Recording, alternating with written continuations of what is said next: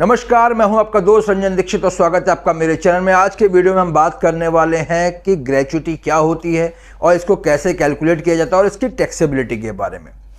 पहले समझ लेते हैं कि ग्रेच्युटी आखिरकार होती क्या है। ग्रेच्युटी जो है वो किसी भी एम्प्लॉय को उसकी कंपनी की तरफ जो उसकी लॉयल्टी है, सर्विसेज और कमिटमेंट है, उसके लिए दी जाती है।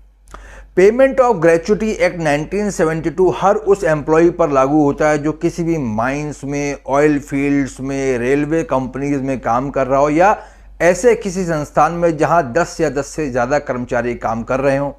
एक बार जब ये पेमेंट ऑफ ग्रेच्युटी एक्ट किसी संस्थान के ऊपर लागू हो जाता है और उसके बाद अगर वहां पर एम्प्लॉय की संख्या घटकर 10 से कम भी हो जाए तब भी ये एक्ट वहां पर लागू रहता है। हर वो एम्प्लॉय जिससे अपने संस्था में काम करते हुए 5 साल या 5 साल से ऊपर का समय हो चुका होता है वो ग्रेच्युटी के लिए योग्य माना जाता है। हालांकि कुछ विशेष परिस्थितियों में अगर 5 साल से कम अवधि के लिए भी किसी व्यक्ति ने कार्य किया हो वहां पर भी ग्रेच्युटी मिलती है। उसके बारे में मैं आपको प्रेजेंटेशन में आगे बताऊंगा। अगर कोई भी व्यक्ति जिसको 5 साल से ऊपर का समय हो चुका हो और उसके बाद वो किसी भी वजह से रिजाइन करता हो या उसने वीआरएस लिया हो या रिटायरमेंट हो रहा हो तब वो ग्रेच्युटी के लिए योग्य माना जाता है, या उसकी मृत्यु हो जाती है या कार्य करते हुए उसकी डिसेबिलिटी हो जाती है यानी कि वो अपंग हो जाता है, उस कंडीशन में भी वो ग्रेच्युटी पाने के लिए योग्य होता है। तो चलिए आइए देखते हैं कि किस तरीके से ग्रेच्युटी को कैलकुलेट किया जाता है, क्या टैक्सेबिलिटी होती है और किन परिस्थितियों में अगर 5 साल पूरे ना भी हुए हों तब भी ग्रेच्युटी मिलती है इस प्रेजेंटेशन के माध्यम से। चलिए पहले शुरुआत करते हैं उन एम्प्लॉय से जो कि कवर्ड हैं under the payment of gratuity act 1972। यहाँ पर जो फॉर्मूला है वो है last drawn salary multiplied by number of years of service into 15/26। यहाँ पर जो लास्ट ड्रॉन सैलरी है उसका मतलब है basic salary plus dearness allowance, DA. Completed year of services का मतलब है कि यहाँ पर हम फ्रैक्शंस को देखते हैं। यहाँ पे अगर किसी एम्प्लॉय ने 6 महीने से ऊपर काम करा हुआ है तो उसको हम पूरा 1 साल मानेंगे। अगर एग्जाम्पल के तौर पे देख लेते हैं कि अगर किसी एम्प्लॉय को 8 साल 7 महीने हो चुके हैं तो वहाँ पर हम कंसिडर करते हैं इसे 9 साल, क्योंकि उसको 6 महीने से ऊपर हो चुका है और 8 साल कंप्लीट काम कर चुका था, तो यहाँ पे 8 साल 7 महीने को 9 साल मानेंगे। और अगर किसी एम्प्लॉय ने 8 साल 5 महीने क्योंकि 6 महीने से कम है तो वहाँ पर इसको 8 साल ही मानेंगे। अब बात करते हैं उन एम्प्लॉयज़ की जो कि कवर्ड नहीं है पेमेंट ऑफ ग्रेच्युटी एक्ट के तहत। वहाँ फॉर्मूला बिल्कुल सेम रहता है, बस लास्ट में 15/30 यानी 1/2 भी आप समझ सकते हैं इसको। यहाँ पर जो लास्ट ड्रॉन सैलरी है वो होती है basic salary plus DA plus जो भी कमीशन अर्नड है। ईयर्स ऑफ सर्विसेज में जहाँ पर एम्प्लॉयज़ कवर्ड नहीं है पेमेंट ऑफ ग्रेच्युटी एक्ट में वहाँ पर हम फ्रैक्शंस को नहीं लेते हैं, यानी कि जो पूरा साल उन्होंने काम किया है हम सिर्फ उसी को काउंट करते हैं, उसके ऊपर मंथ्स को हम छोड़ देते हैं। तो अगर किसी एम्प्लॉय ने 8 साल 7 महीने काम किया हुआ है तब भी हम उसको 8 साल ही कंसिडर करेंगे। यहाँ पर ध्यान ये देना है कि कंप्लीटेड ईयर ऑफ सर्विसेज जो है उसी को काउंट किया जाता है। अब बात करते हैं टैक्स एग्जम्पशन की कि किन एम्प्लॉयज़ को टैक्स एग्जम्पशन मिलती है और किस तरीके से हम टैक्स की कैलकुलेशन करेंगे। तो पहले आपको ध्यान ये देना है कि कोई भी डेथ कम रिटायरमेंट ग्रेच्युटी जब किसी भी सेंट्रल गवर्नमेंट एम्प्लॉय को या स्टेट गवर्नमेंट एम्प्लॉय को, डिफेंस के एम्प्लॉय को या किसी भी लोकल अथॉरिटी में कार्यरत एम्प्लॉय को मिलती है तो वो पूरी तरीके से एग्जेम्प्ट होती है। अब बात कर लेते हैं इनके अलावा जो एम्प्लॉय है उनकी कैलकुलेशन कैसे करी जाती है।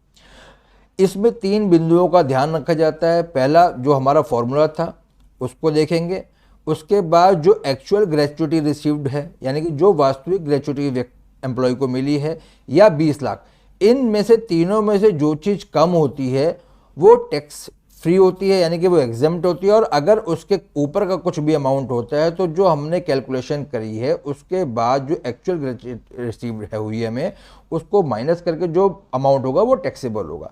तो यहाँ पर एक एग्जांपल भी रखा गया है, जैसे कि मिस्टर राहुल हैं, उनको 1 लाख रुपए सैलरी मिलती थी प्लस डीए उनके लास्ट ईयर में और उनको ग्रेच्युटी मिली 15 लाख रुपए।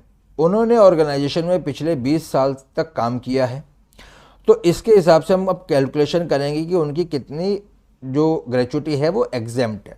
तो फॉर्मूला के अकॉर्डिंग उनकी 1 लाख रुपए चूँकि लास्ट ड्रॉन सैलरी थी, 20 साल उन्होंने काम करा इंटू 15/26, यानी कि यहाँ पर आया 11,53,846 और एक्चुअल ग्रेचुटी जो उनको रिसीव हुई है वो है 15 लाख रुपए और 20 लाख रुपए हमने मैक्सिमम वाली रखी हुई है। तो यहाँ पर जो लीस्ट है वो है 11,53,846 रुपये, यानी कि 11,53,846 रुपये तो एग्जाम्प्ट हो गई। अब 15 लाख में से 11,53,846 को जब माइनस करेंगे तो जो अमाउंट बचेगा दैट वुड बी टैक्सेबल, वो अमाउंट जो है वो टैक्सेबल रहेगा।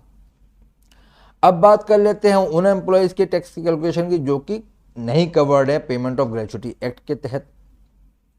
वहाँ पर पहले तो वही फॉर्मूला रहेगा जिससे हम कैलकुलेशन करते हैं, उसके बाद एक्चुअल ग्रेचुटी रिसीव्ड और 20 लाख रुपीज़।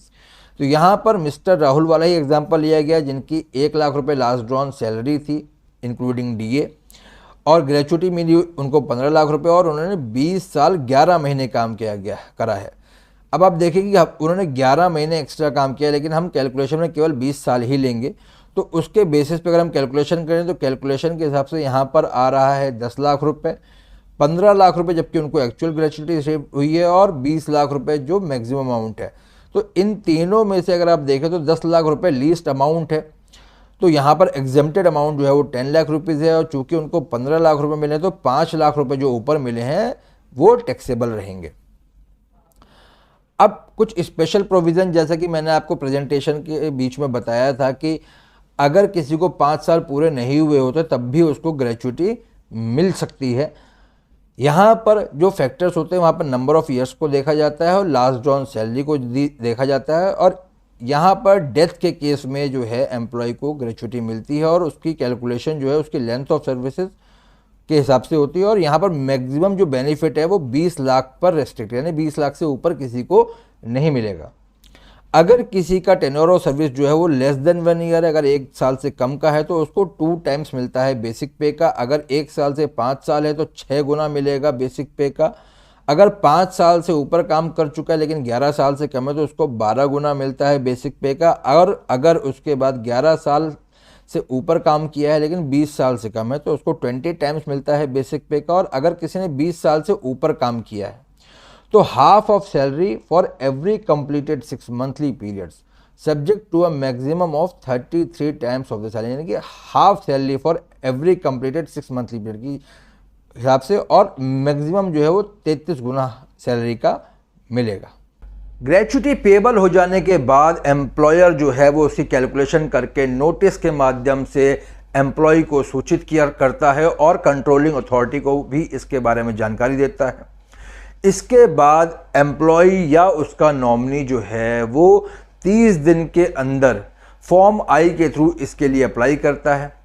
अगर नॉमिनी अवेलेबल नहीं है तो कानूनी उत्तराधिकारी भी इसके लिए अप्लाई कर सकता है विदिन 1 ईयर, 1 साल के अंदर इसके लिए अप्लाई कर सकता है। हालांकि समय सीमा बीत जाने के बाद भी इसके लिए अप्लाई किया जा सकता है बशर्ते कि आप ठोस कारण बता पाएं कि आपको इतना विलंब क्यों हुआ। अब जबकि एम्प्लॉय ने एप्लीकेशन सबमिट कर दी है तो उस एप्लीकेशन को मिलने के 15 दिन के भीतर एम्प्लॉयर को अगर उसका फॉर्म या उसकी आवेदन स्वीकार्य है तो फॉर्म एल के द्वारा नोटिस देके सूचित करता है एम्प्लॉय को और 30 दिन के अंदर उसको भुगतान करना होता है ग्रेचुटी का। अगर किन्हीं भी कारणों की वजह से एम्प्लॉयर को वो एप्लीकेशन स्वीकार्य नहीं है तो वो फॉर्म एम के माध्यम से नोटिस देगा ठोस कारणों के साथ कि वो क्यों इस एप्लीकेशन को स्वीकार नहीं कर रहा है। अगर एम्प्लॉयर समय के अनुसार ग्रेचुटी का पेमेंट नहीं करता, यानी कि जो समय है वो अगर 30 दिन का समय बीत चुका है उसके बाद भी उसने ग्रेचुटी का पेमेंट नहीं किया है, ऐसी स्थिति में कंट्रोलिंग अथॉरिटी जो है वो कलेक्टर को एक सर्टिफिकेट इशू कर देता है, जिसके बाद कलेक्टर की ड्यूटी होती है कि वो ड्यू डेट से लेके उस प्रेजेंट डे तक का जो ग्रेचुटी अमाउंट है उस पर 9% के कंपाउंड इंटरेस्ट के साथ कलेक्शन करके उसका भुगतान करता है।